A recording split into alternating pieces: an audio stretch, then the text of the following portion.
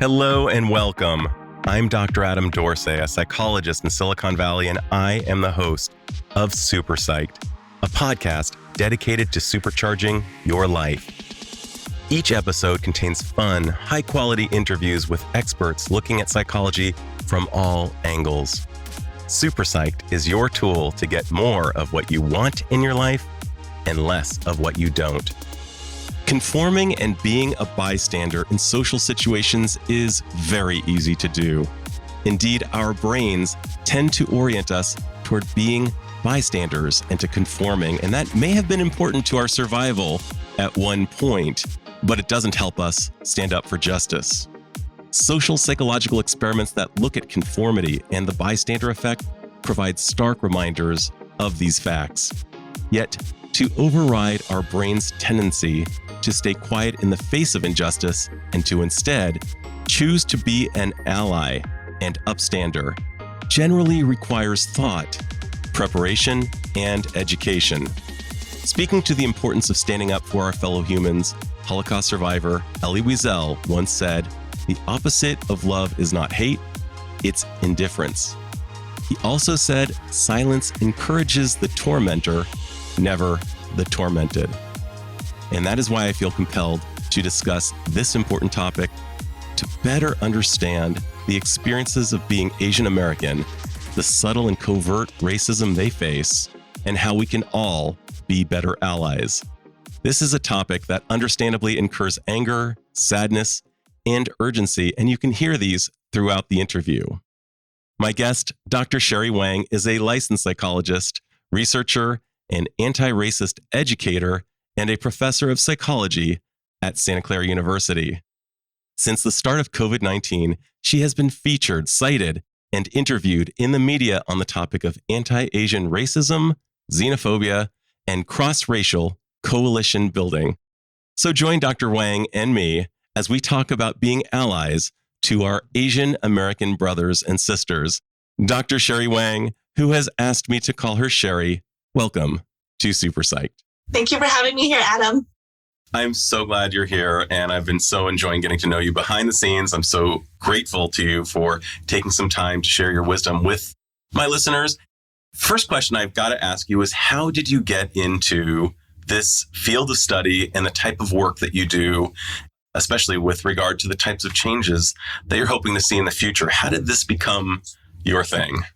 That's such a great question, Adam. It takes us all the way back. I'm Asian American, and I identify as a Taiwanese American and a Taiwanese immigrant to this country. And so my specialization, right, in terms of my doctoral training is actually in immigrant and refugee mental health. And that's completely rooted in my own lived experiences as an immigrant and a child immigrant, and growing up in LA and in a suburb community with a lot of other Asian Americans and seeing just how much diversity there was amongst us. And yet folks outside of our community didn't know that. And so I wanted to study, right, my family's experiences, my friends' experiences, to highlight both our strengths, but also the challenges that we face that folks don't know about, and to, in many ways, use my privilege.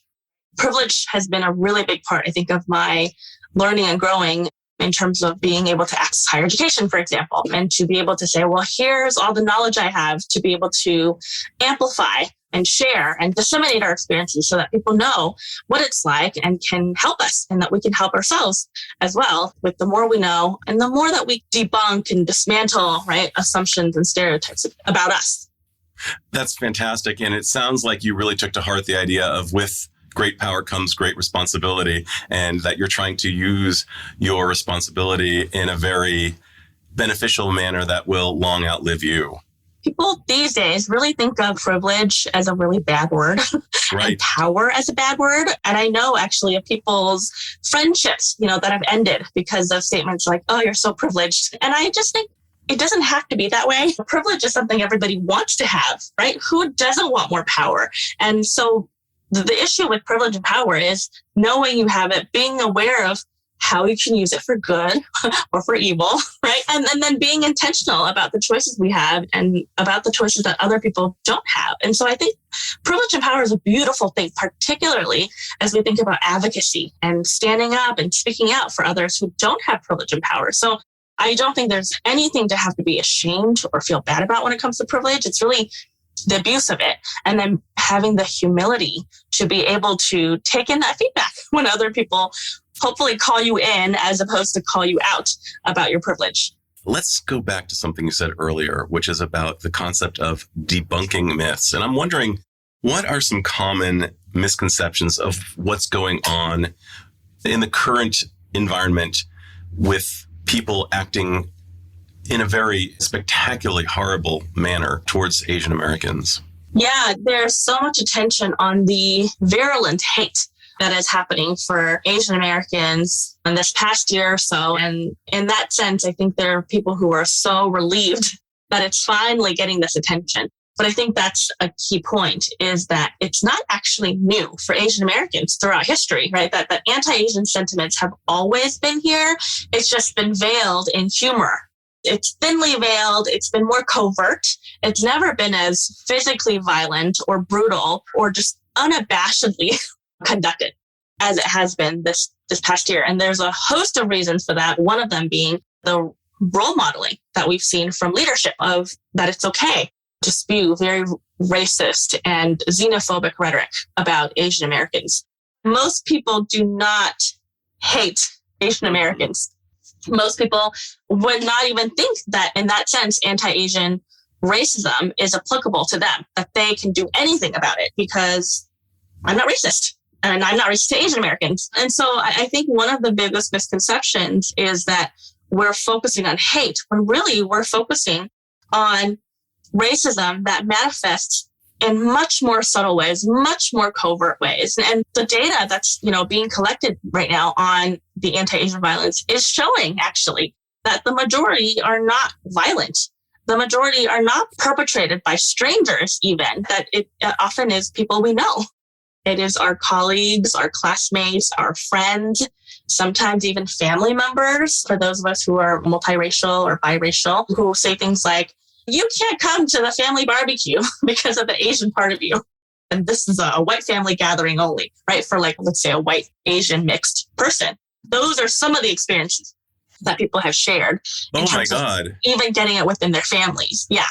And what you're speaking to is that the idea of hate is not consistent with the experience that's actually going on.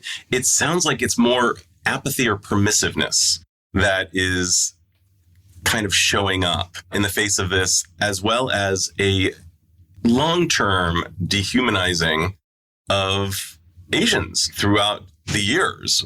When I was growing up, there were few movies featuring Asian or Asian American characters, but when they were featured, they were all too often unfairly scripted in a manner that seemed one-dimensional, which made it impossible to really get to know them and to care deeply about them.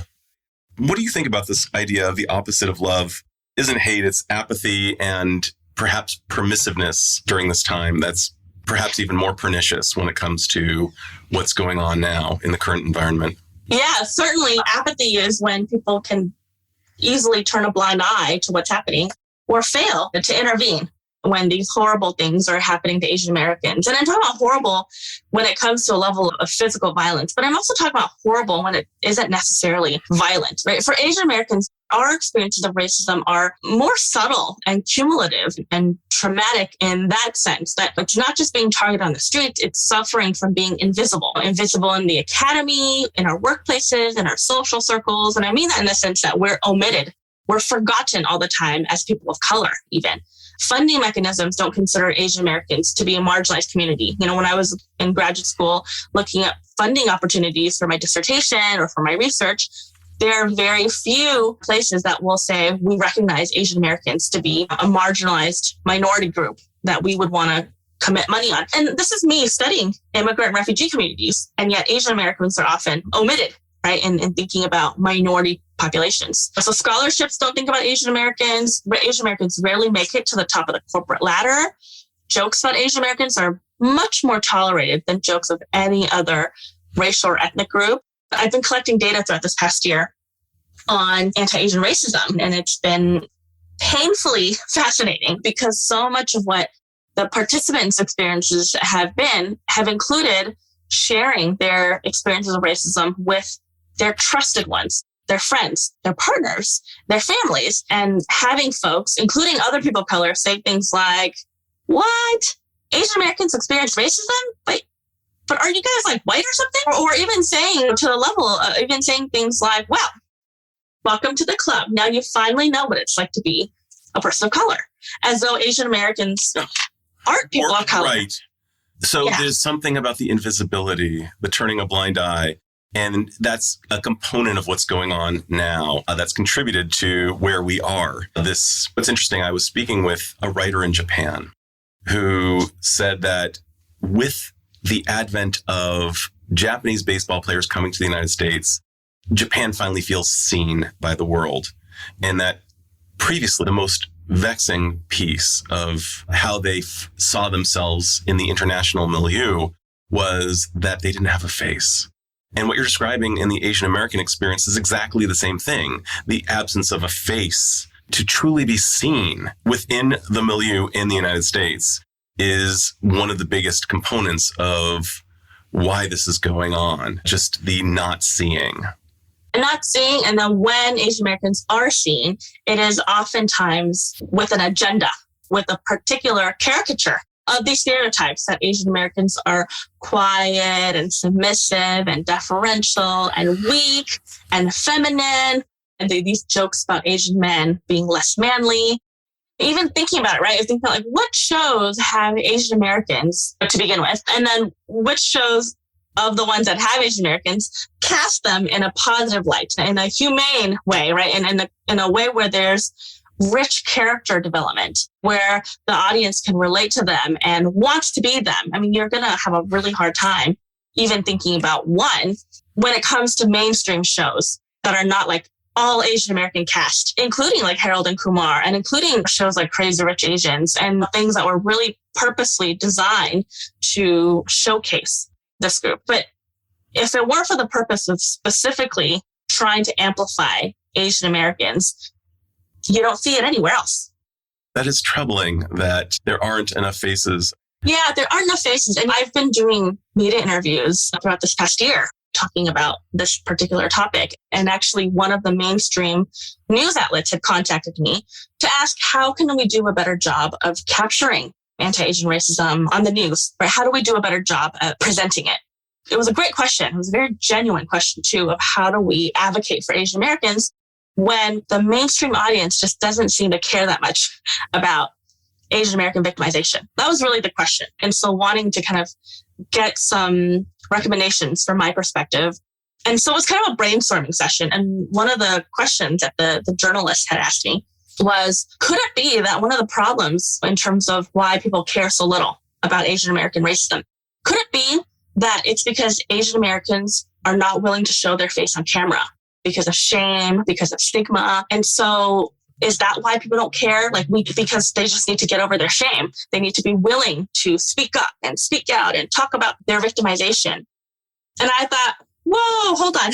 I know you really want to advocate and you really want to do a better job at helping our society care more about Asian Americans and the Asian American racism. But this line of thinking is kind of problematic because what you're doing is you are inadvertently blaming Asian Americans for shame, right? Totally. And you're saying, get over your shame and do it for the team, right? Yeah. Do it for other Asian Americans. That's number one, problematic. Number two, what you're asking also is you're asking for racial trauma porn. And you're saying that will sell. And that's what we've done to Black Americans. That's what we've done. And that's what in the Black community, there's this issue too of how can we and why are we as a society so comfortable seeing Black and brown bodies being brutalized on TV constantly? And now we are saying, hey, you know what, Asian Americans, you should follow that route so that you can get more attention. That's a problem. That is really disturbing. What was your proposal? Just the mere premise of the question of how do we get the public to care is troubling, but how did you address it? It's really mind-blowing, I think, right? When you really think about how interconnected all of this is, that racism against Asian Americans isn't an isolated experience, that our societal apathy, our tolerance for it, our lack of empathy for it, it is connected with so many other things. That there is a sense of, and we talk about this in the field of psychology a lot, right? Particularly in classes that I teach on multicultural counseling. We talk about oppression Olympics. Who has it worse? That is the worst thing to do, but that is really what we're trying to talk about. And that expression, oppression Olympics. Yeah. Yeah. Who has it worse? And Right. in the research that I've been collecting on anti-Asian racism, that's been something that's come up too, where Asian Americans have felt, are we allowed to talk about our racial trauma? Is there space for us? Because at least what happened to me isn't as bad as what happened to blank.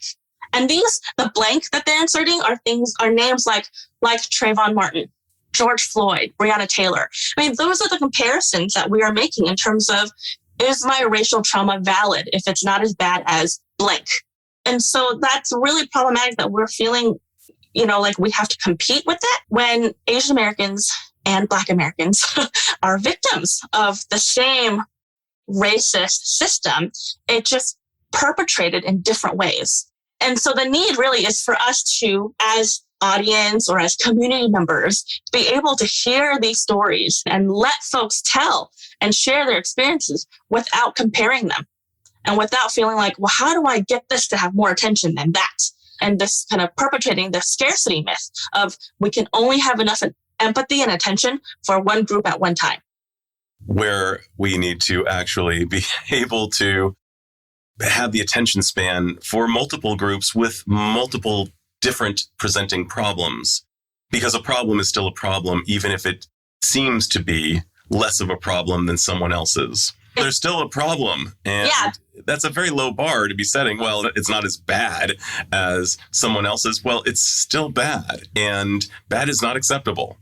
And that it's connected though, right? In fact, talking about the small bad, quote unquote small, it's not small at all actually, is connected to the other bads. And so I think when we can think about victimization and marginalization, when we think about racism as a systems issue, like a societal issue, it hurts all of us. And then there isn't a need to pick and choose which battle we're going to take on. Okay, I want you to address this because that's really big. If you were to be able to create a message to really inform the public about how, when we harm any subset of the population, everyone loses, how would you present that? Because I think that's really important. That is a key message, actually. I think in my role in teaching and doing kind of anti-racist education, right, is really highlighting that we all lose. And there's, particularly, I think, as we're talking about race today and in this topic, that there's literally a book called The Cost of Racism to White People. Racism hurts every single one of us. Sexism, people think sexism only hurts women. Sexism, though, is what ties men up in these little boxes. And that's why we have toxic masculinity. That's why we have these assumptions about what manhood should look like. And that is also rooted in sexism. So any of these isms, it hurts every single one of us. And so in the context of racism, it's a losing battle for everyone, because I think this is the premise. And I think it helps if we can all understand it this way. We are all racist, period. There is no caveat. We are, period. Because that is what we are born into, the society we're in. It is in the air we breathe, the water we drink, the shows that we watch, the messages we hear. So we are all racist in the sense that we all believe that whiteness is best, that the standards of beauty are all upheld based on whiteness. Achievement and success is based on what whiteness looks like. When we think about what a CEO looks like, what a Forbes top 10 person looks like, it's all white. So our model of success is all white. So how can we not be racist? And I'm saying that even for people of color, because people often think, well, Black people can't be racist. Asian people can't be racist to themselves. Yes, we can. We can assume and choose, whether it's conscious or unconscious, that a white candidate would be a better candidate than a Black candidate, that a prospective hire who is white is going to be better than an Asian person based on all these assumptions about their work ethic or their values or how they carry themselves, how they physically walk and talk and mannerisms, that those are all actually probably pretty racist. And so I think if we recognize that about all of ourselves and it doesn't become this reactive response when people talk about racism, then rather than flinch at being called a racist and saying, I'm not racist and shutting down, I think if we assume all of us are racist, it allows each one of us to say, okay, how can I be a little bit less racist? Sure. How can I be anti-racist in this circumstance? Because we can't be anti-racist in every circumstance all the time. It's just not possible in the society that we live in now. And so I think if we frame it that way, to recognize that, knowing all white people are racist, all Asian people are racist, all Black people are racist, in different ways too, certainly, and with different impact. And this is the part where we can all be racist, but because we all have different levels of power and privilege, some people's racism doesn't affect others, and some really do. And so I think, for me, I think if we can operate out of that, it allows us to call each other in more rather than to call each other out. To say, hey, you know what you did there, that's pretty racist because X, Y, Z. And then for the recipient to be like, oh, I didn't realize that was racist. Help me understand this. Let me do some work on my own to figure out where I got it from and why I believe this. And I'm going to do better next time. In fact, here's what I'll do differently next time, blah, blah, blah, blah, blah. And it allows us, I think, to all grow. You know, to the term grow, I was thinking about Carol Dweck's work with regard to mindset. She's for those, I know you know who she is.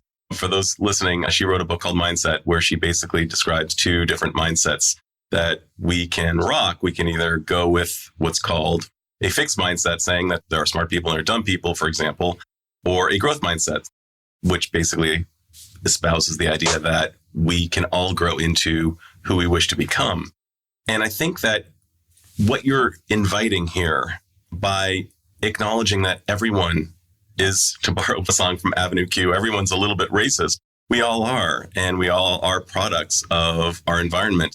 And to relax into it with a growth mindset of growing and our awareness so that we become less so, and having the ability to nimbly talk about it in a safe environment with a non-shaming and blaming conversational style, but the ability to get, to borrow another term, to get curious, not furious, to get curious about it and to just notice it and be real with it, because that's always square one, is to do a really accurate status report. Where am I on this continuum at this moment with this thing? Because if we can't do that, we can't grow into the people we wish to become. And everyone suffers if there isn't that safety to talk. Absolutely. And some ways, this is coming full circle to the beginning of our conversation about privilege and power and oppression. That if you have a lot of privilege and you have a lot of power and you're being called to be aware of your racism and how much that's playing a role in all the things you're doing with so much power, then there's an urgency for you to have to really recognize how you've contributed to racist practices and procedures and policies versus somebody who doesn't have a lot of privilege and power. That reflection may be just an interpersonal one between two people versus one where it's like, okay, you know what? Our company has been doing really racist practices. We've really just completely evaluated particularly employees this way. Here's an example. We've always thought that our Asian employees were really quiet, that they weren't leadership material. Hold on, that's actually really racist of us. And so we need to change these practices immediately. So there is an urgency and a responsibility for those with more power to do the work because of how much damage they can do, but also how much change in the positive direction that they can enact as well. I think that's fantastic. And we also have the stack of cards against us neurophysiologically. Our neuroanatomy is such that there's implicit bias. We see people like us, and according to the work of Robert Sapolsky out of Stanford, who describes us in Behave, we have a bigger hit of oxytocin when we see someone from our clan than we do when we see someone who's an outsider. And we're more likely to see the outsider, so to speak, someone who's different from us, as a threat. And so it really requires, in my opinion, tenderness with self and tenderness with others as we are becoming more inclusive, as we are becoming more aware of our biases, as we are trying to become the people who will benefit the entire organism that is humanity. I like thinking of what you just said earlier, which was that when we harm any population within society, everyone loses. I like thinking of society as being connected and almost akin to a human body. In as much as I wouldn't want to do harm to my liver, I wouldn't want to do harm to a particular cultural population. Why would I want to do that? Because I will suffer. And when people become aware of this idea of this interconnectedness, that Yoda in Star Wars was right when he said that everyone is connected or everything is connected. We are.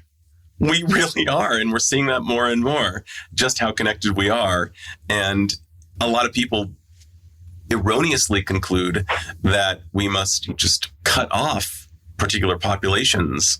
And that's the exact opposite of what we need to be doing. If you think about it, it's just been the most horrific, devastating thing that's been happening at a global level, right? It's been a pandemic that is now in year 2. And it is an example of how interconnected we are. Whether we have borders or we have the ocean between us, when we have an infectious disease, we are all affected. And so in some ways, I think COVID has highlighted more than anything how interconnected we are in a bad way, right? But also that in the good way too. It's going to, with that power, right? You can shift it in that positive direction as well. So many people, hopefully at this point, are thinking to themselves, what can I do? What can I do? I'm just a single person. How can I be an ally to the Asian American population? How can I be a part of the solution rather than a part of the problem?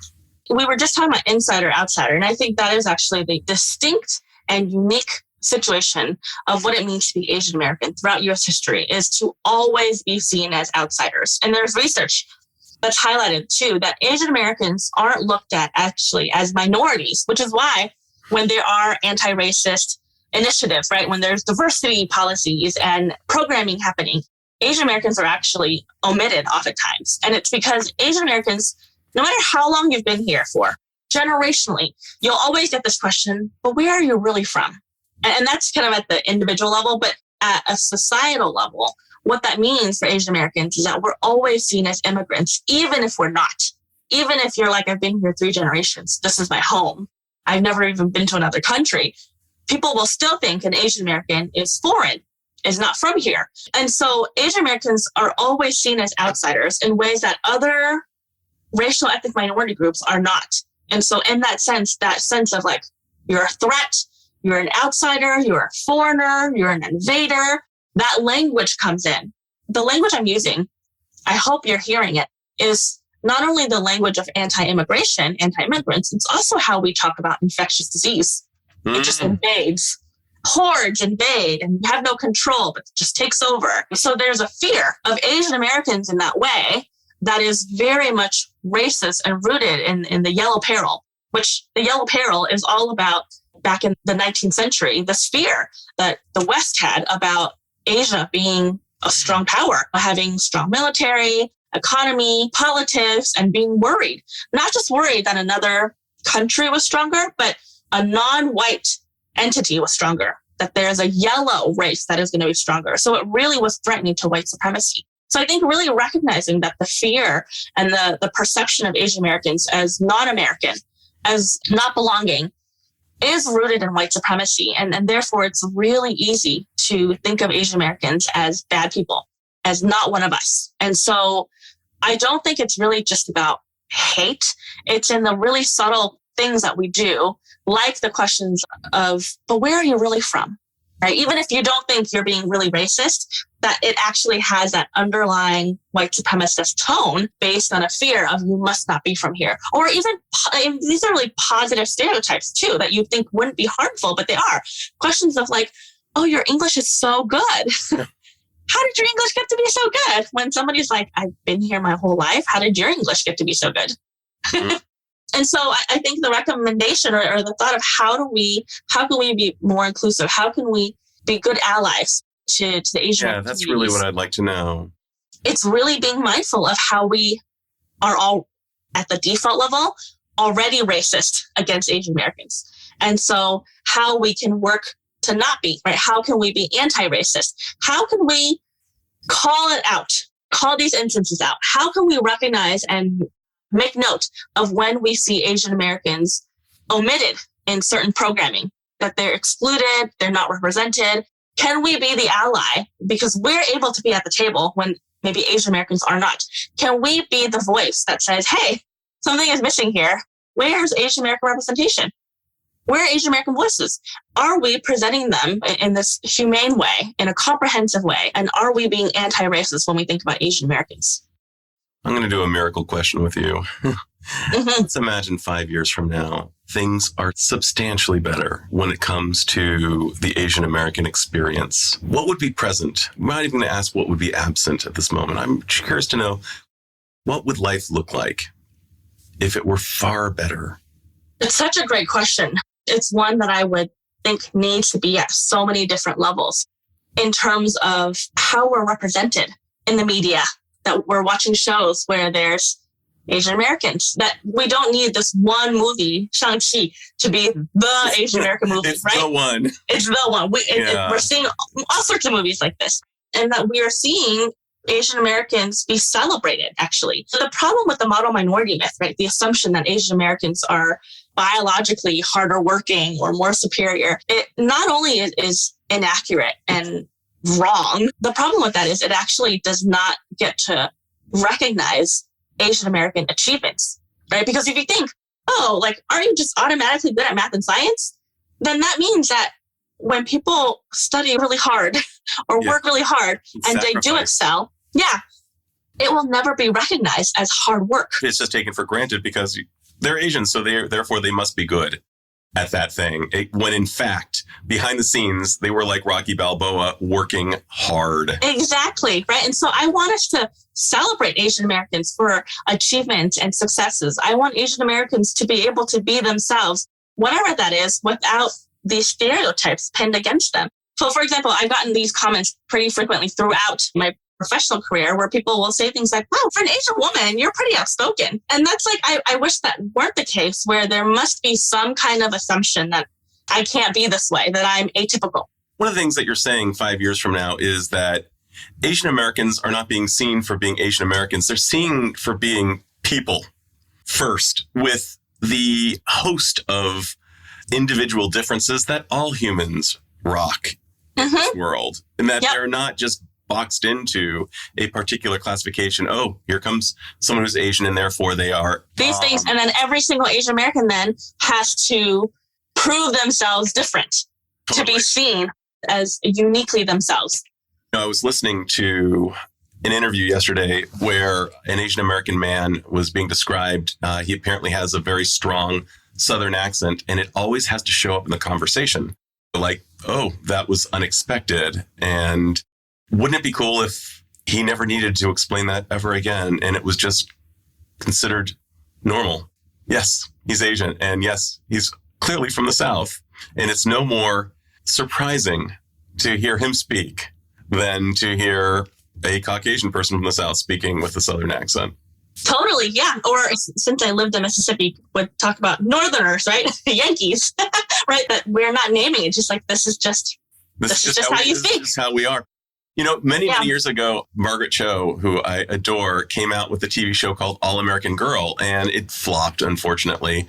But I liked where she was going with this idea of, yes, well, why couldn't she be an All American Girl? And perhaps 5 years from now. And with my son, who's 12, and I like to think part of the new generation, he would not even blink an eye if she were the new representation of the All-American Girl. I'd love that. Yeah. That's kind of his vantage point. In fact, neither of my sons would. They would just be like, yeah, cool. I have 1-year-old twins, actually. Today's their birthday, actually. Oh my gosh. Happy birthday to your kids. Thank you. By the way, for those of you keeping track at home, today is September 9th. These twin identical girls, my husband's Mexican-American and I'm Taiwanese-American. So we have Asian, Latino mixed kids. And I've had to explain to my husband, following the Atlanta shootings, of what it means to be raising girls. And for him to know that our baby girls, in the future, people will sexualize and fetishize and exoticize them. And you need to know that, Dad. and as a Mexican dad, you're going to be like, what?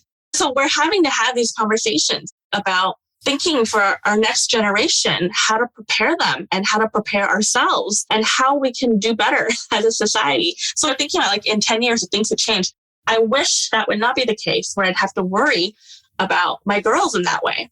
Totally. So you're talking about something that we hope is not part of the future. I want to go back to you and me talking about a little bit more about the blueprints for an amazing world 5 years from now. I'm thinking about the great comedian Gabriel Iglesias, who I freaking adore. Fluffy, as he is known to some. He has a sign that says united through laughter, which I think is actually the mantra. Like, let's find the common denominators.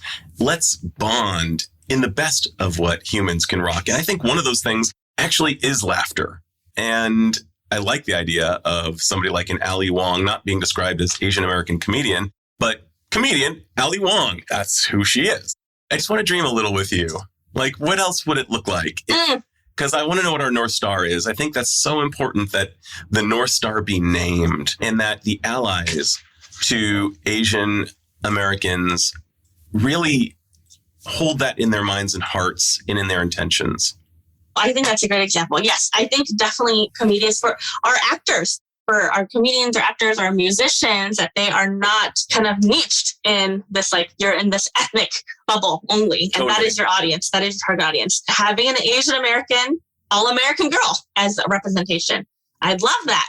I also think about food too, that I was talking to a student last year, actually, that was a college student wanting to write a paper on racism and about food. And I said, when you want to go out, like you have an anniversary dinner or you have a big, celebration, you're going out to dinner, you may go to a place that has French food or Italian food, but you will not go to a Chinese food place. You're talking to the wrong guy. Actually, I when Sino, if you remember that place in Santana Row, that is actually where I would have gone. I love that. And the other place was always, you can ask my wife, it's always sushi. It might be a French restaurant, but it's generally going to be sushi in my case. That's our case too, actually, in my family. But it's rare, right? It's not with everybody. I would love for there to be more, I think, respect for Asian food in that way, that we think about it as like cheap food or fast food or oily food. And I'm mostly talking about the stereotype that Chinese food gets. And that shouldn't be the case, actually. There's thousands of years of history for Chinese food where it's healthy and nutritious and it can be 5-star food. But I think it's also pretty racist, actually, that we only think about it in those lens. And so I would love for there to be that kind of celebration and recognition of chefs who make that food and that kind of cuisine being elevated. Well, thankfully, David Chang of Momofuku fame is rocking it, and so many others. My son, I swear you can't make this up, is obsessed with cooking. He's the 12-year-old, and all he wants to cook is Japanese food for what it's worth. That's all. I mean, like every weekend we will go to the Japanese grocery store and we will get ingredients and we will cook Japanese food. He's obsessed with it. But to your point, Chinese food has always been my birthday food, especially when I was a kid. Like, where do you want to go for dinner? It was always for Chinese food. And I mean, it says a little bit about my own culture. I come from a cultural background that really values Chinese food in a very high level. But yes, I'm with you.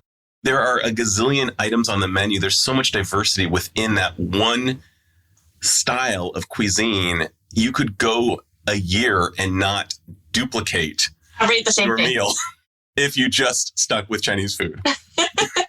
Absolutely. But your experience is the exception, not the norm. And it depends on where in the country you live, right? That you even have access to that kind of diversity. And so I would love for that to be everywhere and not just in places like San Francisco or LA or New York City.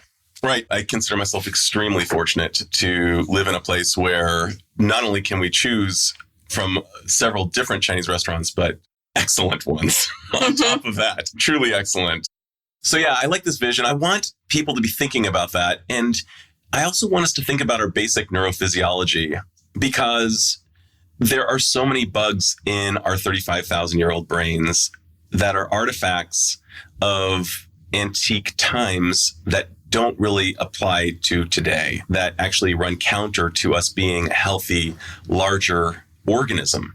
And one of those is our tendency to wish to conform and not to speak up or speak out. Yesterday, when you and I were speaking, I was talking to you about my own experience with the group, the Bee Gees, and how I liked them, but I was told at a very young age not to like the Bee Gees. And so I hid that, and I was a closeted Bee Gees fan. And meanwhile, that is a part of how that can lead to what I described earlier as the conformity, the unwillingness to speak up or speak out, to be a bystander rather than an upstander. And it's so important for us to speak up. How can we speak up in a manner that will properly and perhaps without crushing a relationship, and perhaps while simultaneously still being properly informative to the other, hey, I won't stand for that? Yeah, I've been so excited to see that throughout this year, there's been a lot of bystander intervention trainings, free ones that you can find online by like Hollaback, for example. I mean, there's so many opportunities to get bystander intervention training. But I think what we're talking about is a little bit different. It's not just in the moment of intervening in something that usually people think of as being physical. But I think it's things like the things we're not prepared for are the things that are usually in our more intimate social lives, actually. When somebody says something really racist in passing, and it's a joke, to be able to be like, no, not cool. Hey, right? So not funny. So not funny. And how to do that and yet, I guess, stay cool, right? I'm wondering, how do you do that without really extending the middle finger and harming the relationship? How can we say it in a way that might actually cause the person to step back and say, oh, you know what? You're right. I was trying to be funny and that wasn't funny. Yeah. Sometimes I think we have to say so much to stop something. But I think something as simple as like, ooh, no, dude, not cool, can be enough just to signal like, okay, I'm not with that. That's not okay to me. Could be enough. And I think other times too, the power of education, the power of helping people recognize where they may go wrong because they really may not know it. And I think this is where our conversation earlier about intention is super important. And I don't know if we were recording when we talked about intention, but that having good intention is not enough sometimes. And yet I think what's happening now too is sometimes we, on the other side, we don't care about somebody's intention. We are only calling them out for their impact. I want to leverage that. Yeah. And go with Brene Brown and differentiate between guilt and shame, and how guilt can be very informative and shame can cause us to actually shrink and hide and maybe not examine ourselves. And I think the idea is ideally to somehow we want to guilt people. We want to guilt people them. rather than shame them. And maybe explain, like, hey, I can tell you were trying to be funny there. It wasn't funny to me. And I'll tell you why. That's actually contributing to a particular stereotype that kind of sucks. If you could imagine what it would be like to be them. And if you actually had a lunch date with someone and found out what it was like to hear that joke, you might not think it was super funny. Yeah, I think it's the guilt part with the, I don't think you mean it that way though. So totally. I think it's assuming good, maybe yeah. assuming good intention. Assuming good intention, not assuming negative intention. We assume good intention and then we pack on the guilt. No, I'm kidding. But actually I'm serious. But really, totally. Right? Somebody's saying something, something, and we say, hey, you know what? I don't think you mean it that way. I'm going to assume you didn't mean it that way. Because if you did, what you're saying is blah, blah, blah, blah, right? Which is horrible. And I don't think you meant it that way. What I think you meant to do was to be funny and to da-da-da-da. But what that actually does is X, Y, Z. And I think we can do that to let the perpetrator, right, or the offender know that I'm not against you, but I need you to know that what you said, that was not okay. But I have faith in you that you're better than that. Totally. I'm not canceling you. Right. Yeah. Let's cancel that statement, but we're not canceling people. Beautiful. Oh, we're not canceling people. We're canceling the statement. Mm-hmm. Oh, that is gorgeous. That could almost be the title of this show. So since at the heart of the human experience is our ability, to leverage part of the human strength is our ability to empathize. And that can always grow. And there are no limits for empathy. To your earlier statement, it's not like we have to only be empathic towards one portion of the population. We can be empathic towards everyone. And I'm wondering, with regard to empathy, one of the ways that we can increase it is by reading books about the experiences or seeing films about the experiences. Are there any books or films that a listener could engage with that might increase their empathy for the Asian Americans in the current experience? Yeah, I'll offer really the most basic one, I think, is really PBS has an Asian American series. It's 5 episodes and it's only 5, right? In the sense that there's so much that had to be omitted, but it gives you a little sense of the history of Asian Americans in this country. And I think the more you learn that, the more you will see its connections of Asian Americans with other communities and to really see, in many ways, humanize Asian American pain and suffering, to understand then what our communities' experiences have been like. And I think that is a good basic way to start across the age span. I mean, and I've had folks who have watched it with their kids with popcorn to really say, let's watch the show together and let's talk about it. Let's talk about what it's like to see other Asian Americans, to see Filipinos, to see Japanese Americans, to learn about the internment camp, to learn about the Chinese Exclusion Act, and to really say, well, how does it apply now? Because we'll see that what happened in history is replaying now and will continue to replay. So I have to ask you my final question. It's the magical one. It is, if you did have the magical powers to confer upon all humanity, particularly those residing in the United States, because we're talking about an American problem, one insight or one skill that would have incredible benefit to the individuals as well as society at large, what would that skill or insight be? And how do you imagine it would impact all the stakeholders? When it comes to race relations, I think in line with our 5-year goal and dream would be for everyone to learn about Asian Americans in their history classes and about Asian American history, knowing that Asian Americans were lynched, actually, and that the largest Asian American lynching, Chinese, that happened to Chinese people, was in LA. These really kind of core parts of Asian American history that people don't know about, including Asian Americans. And I think if we all knew more, and I'm very intentional about saying including Asian Americans in U.S. history, rather than saying, let's have a separate Asian American history class, because that really separates it as though Asian American history is separate from U.S. history. And it is not. It is U.S. history in terms of who built the railroads and how they were exploited and weaponized, actually. That, coolies who were hired, Chinese laborers hired to do really dangerous work, was really used in many ways to also punish the Black freed slaves, to say, well, we are going to take somebody else who's better than you. And how Asian Americans have been used as wedges and weapons against other communities of color. We need to learn this. How do you think it would benefit all stakeholders if there was more awareness and more learning around?